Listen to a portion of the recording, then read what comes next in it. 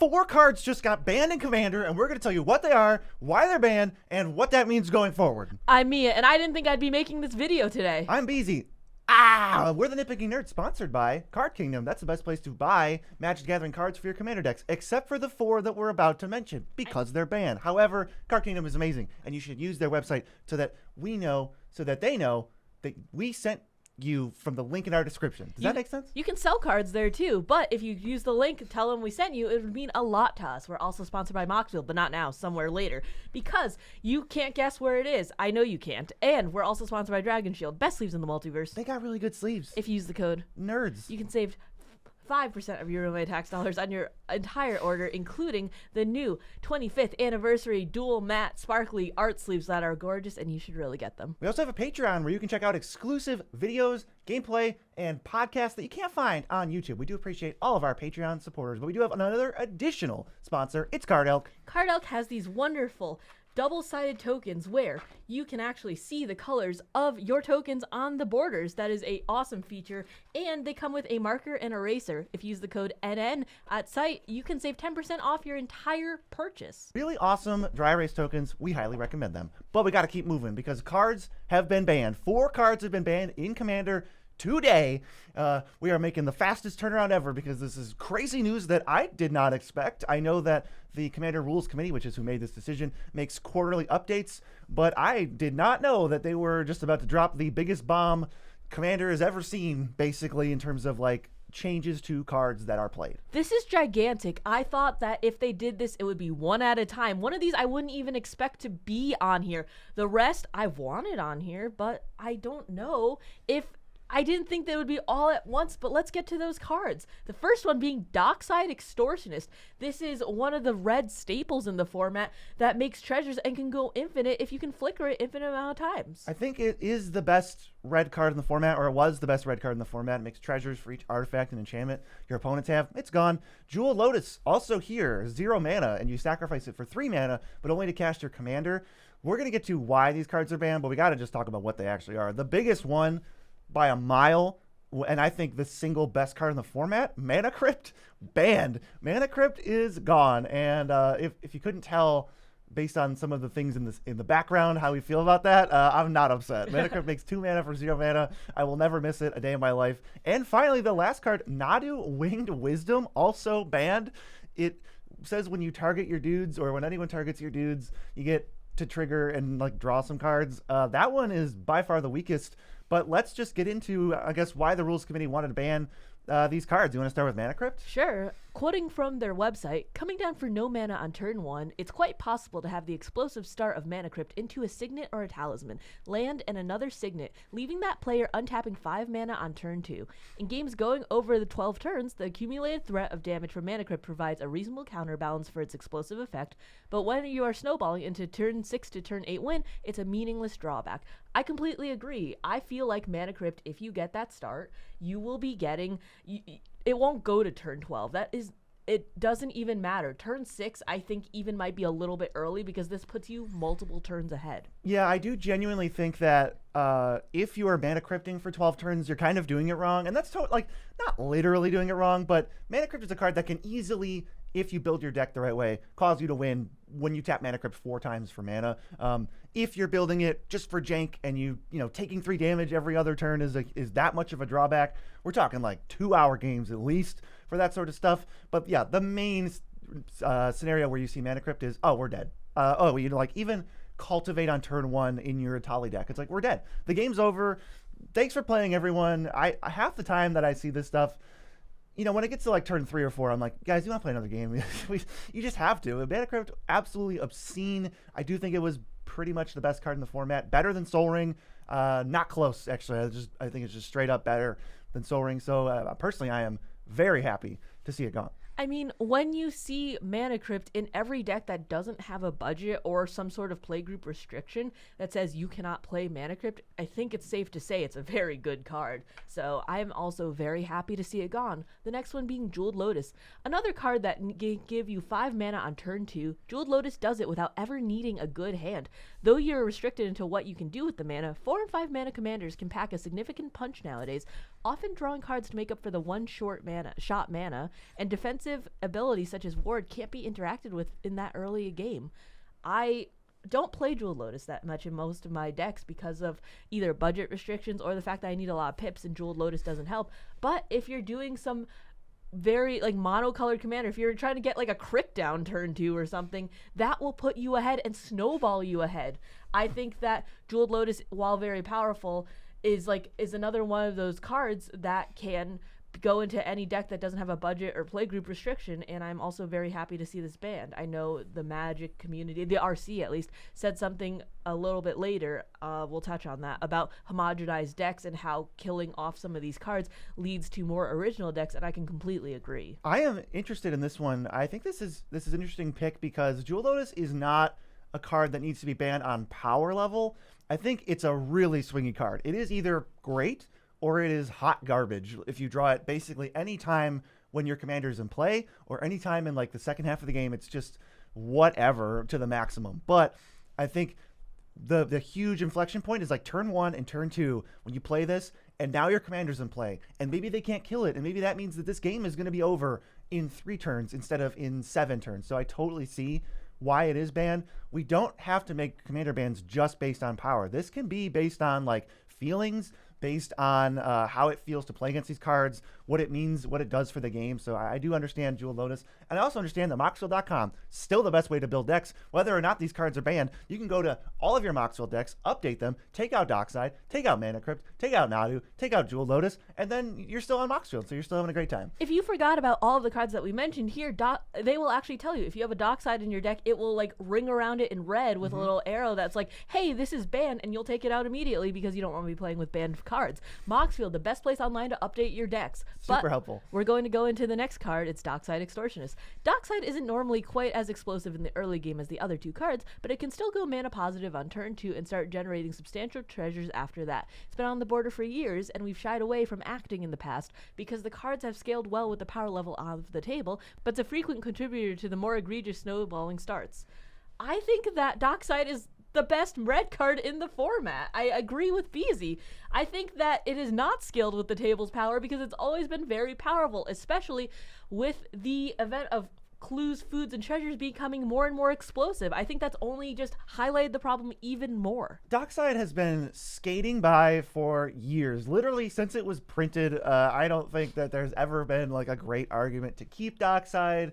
If the argument was like, we're waiting until we ban other cards, sure, whatever. I mean, also better late than never, right? I mean, the rules committee has been pretty like notably silent and like hesitant to ban things really, I guess, the whole time, maybe for the last like 10 years or so, you could say. So I'm happy to see Dockside. I think it's overdue, but you know, I'm not going to complain when the card that I think deserves to be banned gets banned, right? Like they were doing some testing. They're trying to figure stuff out. Enough people reported on it, I guess. Yeah, better late than never, though. I wish I hadn't seen this a lot prior, but the loops are very wild. This is so explosive, especially if you are playing faster formats where people can slap down a bunch of mana artifacts like Mana Crypt into your Soul Ring, into your Talisman, into your another Talisman. Like, all of that, it can just snowball, and I can really understand why they would be banning this. Hey, if you're a CDH player, I'm sorry, I don't know what you guys are going to do right now. There's probably a lot of stuff going on. People losing win cons. Dockside doesn't loop with anything anymore because it's gone. Like, maybe Red sucks now. I don't know. You still got Underworld Breach and like Jessica's Will, but you have Grinding Station. That's not up to me. You know? Figure it out. Yeah, but the next one is a full commander. So maybe your entire deck got nuked. It's Nadu, Winged Wisdom. There's another ban here, and it's explosive, but in a different way. Given that Nadu, Winged Wisdom, has been ejected from multiple formats at this point, it's no surprise that we take a close look at it for commander. Sometimes hugely problematic cards in other formats, Oko Companions, are fine for commander, but our observations of Nadu suggest that its inherent play pattern is going to cause problems. Part of the problem is in the way that Nadu wins, where it takes a really long time to do non-deterministic sequences that can't be shortcut and might eventually fizzle out. These aren't dedicated combo lines since you have to build the deck around. Dropping Nadu into a normal Simic shell still runs the risk of grinding down the game to a slog of a resource accrual. Interact badly with cards that are staples of casual play, most notably Lightning Greaves, meaning that decks it gets thrown into without abuse intent can still create a situation where the player is monopolizing all the time in the game. That's not an experience we want to risk, so Nadu Nadu itself gets another ban. Nadu racking up bans. It might be one of the most banned cards ever at this point. But this one was, I think, the one I understood the least. Obviously, we read their exact intentions here.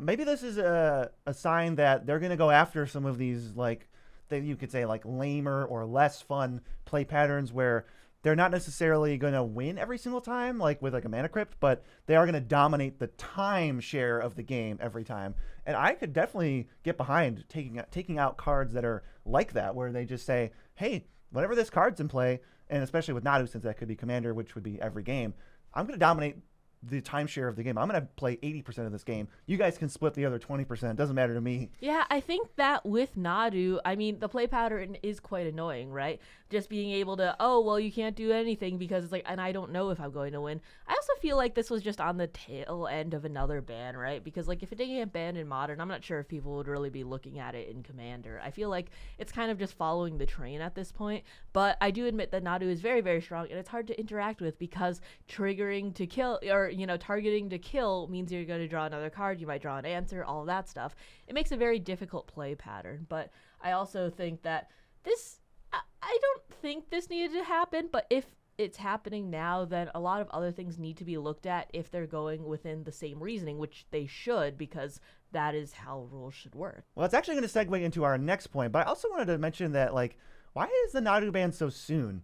If, you know, they waited like 5 years on Dockside, they're giving us room to breathe and to see it, but then, like, why is Nadu banned? Nadu's only been out for 3 months? A couple months, like really soon. So I'm not so sure. That could have easily been a card that rule zeroes itself out of the format where, you know, only the sweatiest, most combo heavy decks are playing Nadu, so that the casual players don't end up seeing it. I don't know. That it feels really soon for that one. Yeah, that's what I'm saying. That's why I'm saying things like that. I think that it's just on the heels of another ban. I think that if no other format was talking about this, Commander wouldn't have even looked at it, and it would have been an, oh no, guess in 5 years we're gonna have to do this. It's cool to ban Nadu. I think that they should have maybe waited a little bit more, because we don't really know how power creep's gonna intensify. We don't know what commanders are gonna come out. What if they make Nadu 2 like Meat Hook Massacre 2, and it's Nod just like 2. Yeah, Nod 2, and it's slightly better. I don't know. I feel like they should, if they're going to wait on Dockside, if they're going to wait 10 years for Mana Crypt or 20 years, whatever,